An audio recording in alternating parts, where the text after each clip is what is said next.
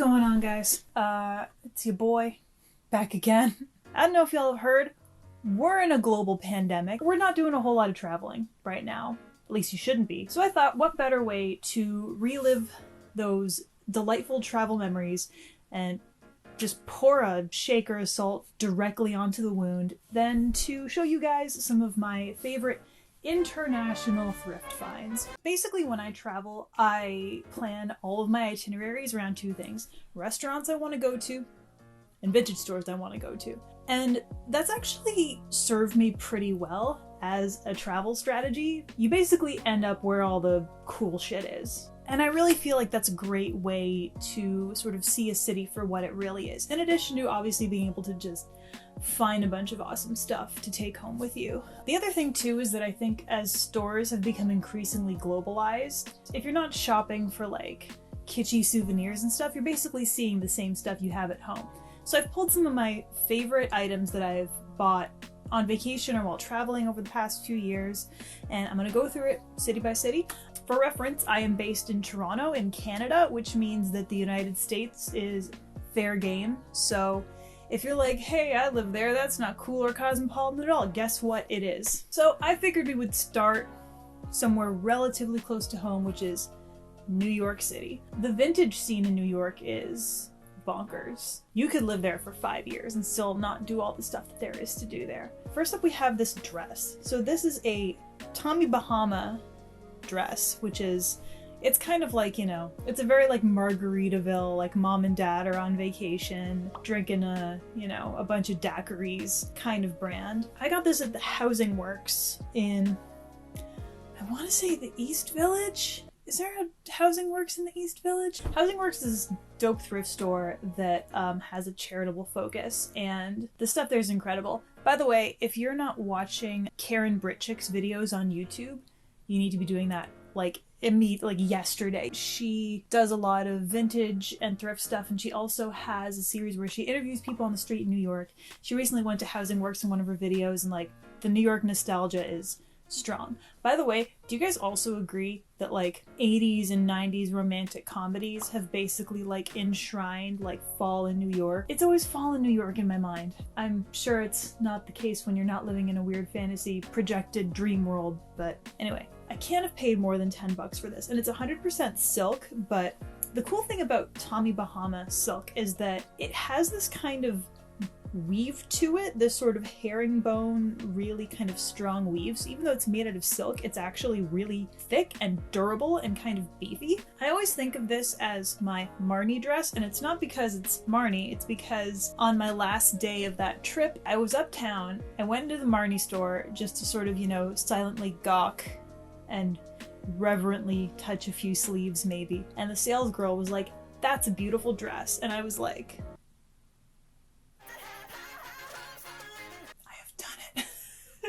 surprisingly, this is actually a medium, and I'm never a size medium in anything. It's cut really generously. It's basically like a big t-shirt shape, so there's actually a fair bit of room in the hips. It's a bit snug on me right now, but it's still, considering the fact that it's like 2 full letter sizes down what I normally wear, the fit's not bad. So I'm actually still continually kind of on the lookout for more Tommy Bahama pieces that are made out of this fabric, just because I think like the drape of it and the feel of it and the way that it wears is just so nice. So if you see any out in the field, let a girl know.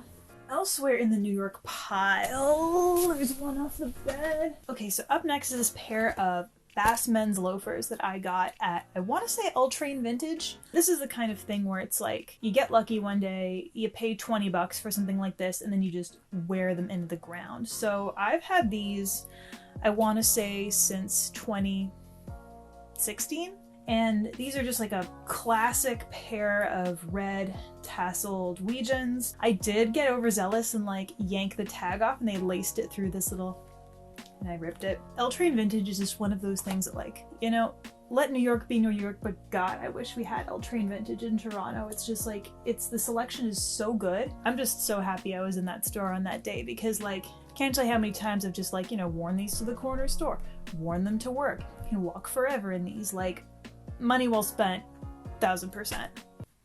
That rhymed. Moving on, elsewhere on the greater eastern seaboard is Portland, Maine. Up until recently, I was working as a lifestyle journalist, and travel sort of fell occasionally under my umbrella. Not often. There are people who are full-time travel journalists, and they make their living. I was lucky enough in the fall of 2018 to go on a press junket to Portland, Maine, which is somewhere I've always wanted to go. I had an internet friend there I'd never met that I was just so geeked to meet. Shout out to Pam if you're watching this. I really liked Portland. It was a really chill vibe. It felt a lot like a more cosmopolitan version of St. John, New Brunswick, where I used to live. You know, they have all kinds of cool sort of boutiques and little stores and some really dope restaurants, actually. While I was there, I went to this really cool spot that was a combination vintage store and record store. So like half the store was, you know, racks of clothing, and the other was just like these big, you know, bins of records. While I was there, I got this jacket. This jacket and we've already been through a few things. I had to get it fully relined because it's an old silk jacket and the lining was just in tatters, and then I wore it and then it got even worse. So I had to invest a little bit of dough to get this guy redone. It's silk, as I think I mentioned. It's got this sort of cropped safari blazer kind of shape. This piece is actually supposed to be worn by somebody a few sizes smaller, I think. It's that sort of late 80s, early 90s shape where the shoulders are really big and boxy and the waist is really small. Like, if I were to try to button it, it wouldn't button. It's not happening. But wearing it open, I think just looks awesome. Can't remember how much I paid for this. I think it was something like under like $30 US, roughly. The color is just fantastic. This sort of like desaturated yellowy green. I get like big April O'Neil vibes off this. I don't know if you see it. I see it. So now we're gonna insert my head on a plain graphic here, just like meow. We're gonna go over the West Coast, Los Angeles. So the last time I was in LA was for a friend's wedding in the fall of 2017, and while I was there I wanted to make a point to go to the Melrose Flea. There was two things I got there. I'm gonna show you one of them because it's far and away, I think, one of my favorite things I've gotten. Not even like while traveling, but just like vintage finds of all time. So Melrose Flea, super dope. You know, big parking lot with dolls and vintage vendors and all kinds of cool stuff, most of which was too big and bulky to actually fit in my suitcase. After I got through the main market, I went across the street to another sort of parking lot area where there were more vendors set up, and I noticed these boots. So Can you guys picture, like, take a second, look at these boots, and picture, like, the tight-pantsed, aqua-netted, sunset strip dude who must have owned these. The best part about it was, these were not the only pair of these. There were two more identical pairs, one in sort of like a brown tone of embossed croc, and one in like an oxblood maroon. And they were all together, and I'm like 99% sure they were all the same size. I was broke as shit at that point, and I didn't buy the other pair, and I'm a little bit mad at myself for it. I think I made the right choice. If I had to get one of them, I'm glad I got the green. They're so good. Like, there's this deep embossed green and like a little bit of like a Cuban heel. They're a smidge big on me, but you know, I wear big socks with them, it's fine. I try to not beat them up too much because, you know, patent leather is not the most durable thing in the world, but like I love these. You know, I used to wear them with like dresses and tights. I think I'm feeling more like a jeans vibe with these days. They're, you know, sort of more of a masculine boot. They're not maybe super tight in the heel like this kind of shape, but they're so sick. Like, thank you, White Snake reject man, wherever you are. I owe you a blood debt for these. So now we're zooming all the way across the Atlantic. Amsterdam. A few years ago, I went on a big solo trip around Europe. It was something like 7 countries in 2.5 weeks. I'm Italian, but I'm also half Dutch. You know, the Italian side of the culture in my family just sort of like manifested itself very heavily, you know, language, traditions, music, hand gesturing. I never really got to get in touch with the Dutch side of my sort of heritage. But I made a point of going to Amsterdam in the middle of the trip and blocking out a good few days there. And I always tell people, like, you know how sometimes you meet somebody and you're like, how were we not best friends before this? That was me and Amsterdam. Unsurprisingly, I fell heavily in love with a city that was covered in bike lanes and cobblestones and vintage stores and bookstores and various sizes of pancakes. Yeah, I loved it. I loved it. I'm literally just waiting to go back at this point. So one of the things I really liked about Amsterdam is how friendly toward people of my like general size range it seemed to be. It's far from like a vintage shopping utopia for plus size people. If you find that, let me know where it is so I can move there.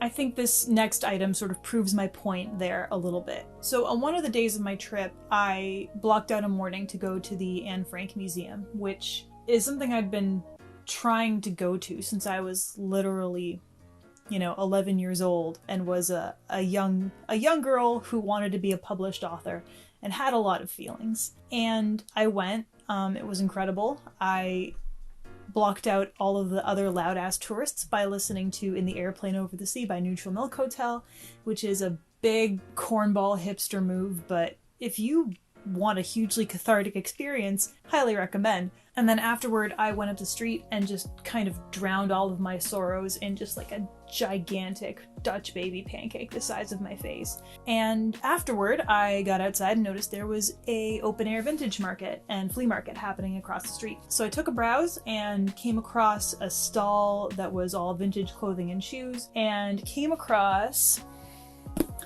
this pair of cowboy style boots. They're actually made in Mexico, which is pretty dope. I got this pair, which is black suede, and I also got an identical pair, which is sort of a chestnut brown leather. And I was so excited to find these, and I told the girl who was running the stall, I was like, I can't believe you guys have, two pairs of these shoes. And she was like, yes. Yeah, we find size 42 shoes all the time. And I was like, why don't I live here? I went back to my Airbnb and I figured out how to jam 2 more pairs of boots into my tiny suitcase. I'm, very happy with that purchase. The only downside is they're like a hair too small, so I basically can only kind of wear them with tights. They're not horribly uncomfortable, but I keep trying to stretch them and it just doesn't seem to be working. I kind of minimize how often I wear these, but I love the shape of them. I think they're really sort of practical. They're really like sturdy and well built. These aren't, like a fashion-y boot. These are like an actual like some kind of riding boot. So thank you, Amsterdam, for catering to the sad Bigfoots of the world. So one of my other favorite vintage stores that I ended up at in Amsterdam was called the Kilo Sale, which, as you might guess from the name, is sort of like a by the pound setup where everything is, instead of having one sticker price for everything is sold by weight. I got the next 2 pieces. I think I got them both at the Kilo Sale. But this is another one of those things that, like, thank God I was in this store on this day because I've gotten so much wear out of this piece, and I would be sad if I did not have it. It kind of makes you think about, like, in an alternate universe, if I had like gone to a thrift store on the right day, like what would I be wearing right now that I missed out on? And that sort of heavily psychopathic thinking is why I buy way too much shit at the thrift store, because what if I regret it later? Now we don't have time to unpack all that.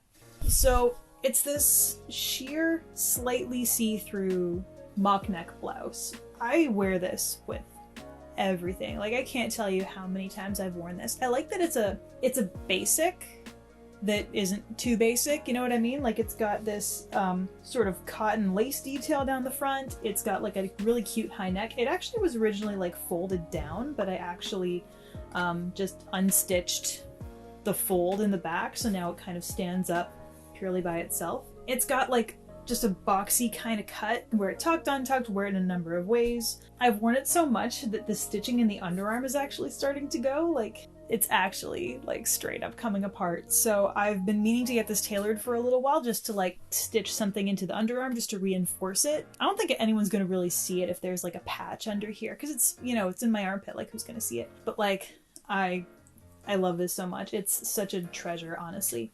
It's made out of triacetate and the brand is Courtauld Tresel. And I've tried looking up more tops like this just on Etsy, online, just to see if this brand exists anywhere, and I haven't been able to find it. If anyone's heard of it, let me know, because it's one of those pieces where you're just like aware that you're on borrowed time with it, and it's like, I can't stand to lose this.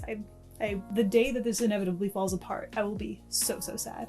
So the other big find from the kilo sale was this saddlebag purse. So this flower right here is an Edelweiss, which you might know from obviously the Sound of Music song, but Northern Italians refer to this as a Stella Alpina, or Alpine Star, and it's actually sort of a symbol of Northern Italy, which is where my family's from. So I was really like super geeked to find this. So it's got a leather sort of top. It's a little bit marked up, like it's kind of, this sort of leather kind of shows scuffs really easily. I could try to like put some mink oil on it or something and see if that conditions it a little bit better. And the bottom is sort of this deep green suede. I feel bad that I don't wear this often enough, truly. You know, I have this hanging right inside my closet, and like every other day I'm just like, oh god, that's so cute, I should wear it. And then I don't. So do it. The other thing too is because it's such a deep green, like it has really distinct sort of like fall vibes, sort of fall winter, and I think now that I'm actually in the season to wear this, you know, maybe it'll make an appearance. So actually trying to psych myself up to do like a fall lookbook video. I spent a lot of my like early 20s doing like a fashion blog where I spent a lot of time taking photos of myself outside, and like I got used to it, but I never really got used to it, you know what I'm saying? So like I'm trying to psych myself up for like, oh, I should like film a fall lookbook, and it's like, it's just gonna be me just making fashion faces at my camera out by the parking garage while the neighbors stare at me. So if I do that, and I'm probably gonna do that, hopefully you will see this bag. Moving on to our final destination, which is Italy, specifically Florence. I've been to Italy many times over the years. I have a basic command of the language. I went to like primary school there for a little bit. I would say that one of the areas where Italy sort of falls short is thrifting. And that could just be because where my fam is from is quite rural. It's in a pretty small town in northern Italy. There's just not a lot of shopping options, never mind like vintage shopping options. The other thing too is like, shopping in Italy as a plus size person has always been hella frustrating. I don't want to be harsher on them than I am on Canada.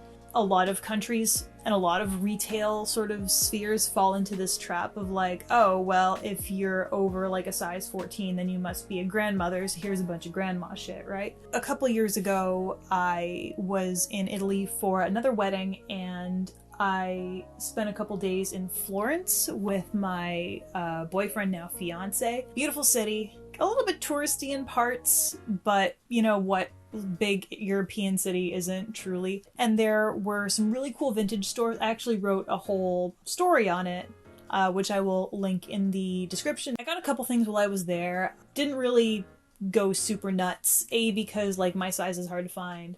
B, because I was sort of on a limit, you know, in terms of like budget and suitcase space. But I did find one thing, and this is maybe one of my favorite vintage finds of all time. Like many people who were like in fashion in the early like 2010s, I was all about Charlotte Olympia for a long time. The cat boots and the cat flats in particular were everywhere. I was especially taken by them because I was sort of, you know, Zooey Deschanel, Alexa Chung trash at that point, and was really sort of into that very like, I'm cutesy but English vibe.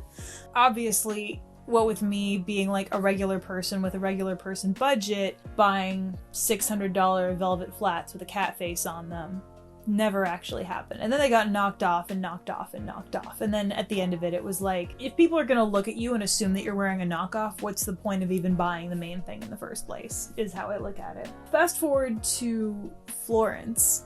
I'm scouting out the vintage stores, not finding a whole lot, but the thing about shopping in Florence is that it tends to be quality over quantity.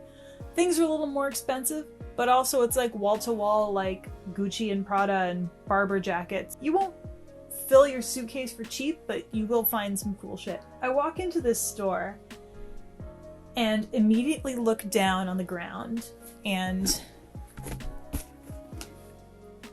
these are there. And I audibly gasped. Like I gasped. Like I looked at them and was like, Will! I pointed my partner at them and was like, look! And of course he doesn't know anything about this shit. He's like, okay, great. So these are Charlotte Olympia patent cat boots in my giant ass size. Just there, just, you know, waiting there. And so I try to curb my enthusiasm, you know, a little bit, because obviously I would like to do some small haggling, but also because patent leather's tough, right? Like, it doesn't age super well. It's tough if something's already broken in, right? I remember the lady in the vintage store being kind of like distracted, like she was just yelling at somebody on the phone, and it was just a whole like, you know, they'd already been broken in by somebody else, so they didn't really fit in the ankle exactly the way I wanted. I'm gonna stop fidgeting with these. They didn't really fit in the ankle the exact way that I wanted to. They sort of sat sort of wide, and so I went back at her like, well, you know, they're a little bit worn in, they're a little bit beaten up. I think I basically paid a little bit over, in the end, a little over $100 Canadian for these. Considering the fact that they probably sold for close to $1,000, I think that's pretty good. They're not as versatile as you'd think. The way that they sort of hit on my ankle, they make my legs look kind of wide, and I don't find it super flattering. They kind of bisect my ankle in like a weird way, and they sort of, you know, they're doing one of these a little bit. I don't really get to bust them out as often as I'd like, but depending on the styling, I think they're totally fine. I'd say they're like in, you know, like a 7 out of 10 condition. The embroidery is looking a little bit worse for the wear, but I think just as a way of sort of honoring like past me, like the me that like desperately wanted a pair of these and like stalked them online a million times, I'm still really glad I got them, and I'm hoping to at least bust them out a few times this fall if I have anywhere to wear them to, which I really don't. But yeah, that's it. That's all I got to show you guys today. I'm curious to hear what your like all-time best travel thrift find is. If you've got any like really good stories, if you had to haggle somebody down in a flea market, if you had to buy a second suitcase to take all your shit home, let me know. Let me live vicariously through your travel stories. I miss being able to like go places and do things, man. Like, I know it's all gonna get better eventually. Until then, I'm just gonna, you know, vibe with these happy memories. And if you've got some you'd like to share, drop them in the comments. I'd love to hear them. That's it for now. I will catch you guys when I catch you guys. Bye.